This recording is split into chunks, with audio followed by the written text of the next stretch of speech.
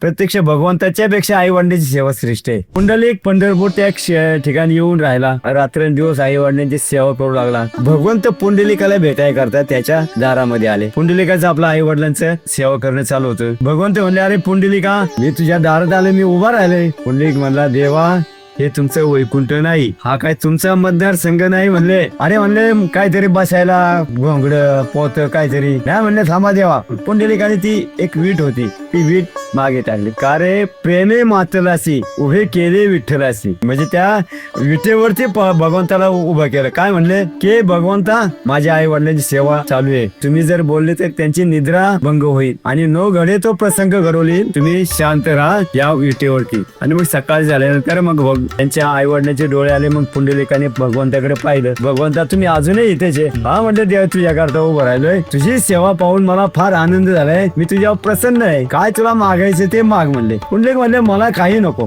फक्त तू या विटेवरती उभा राहा आणि तुमच्याकडे जसे येतील, ते ज्ञानी असतील, अज्ञानी असतील, पापी जपी तपी, त्याच्याकडे जे भक्त येतील, भगवंत त्या भक्तांचा उद्धार करतो. मूड पापी जैसे तैसे उतरे कासे लावून पुंडलिका दिलावर करुणा करे विठ्ठल.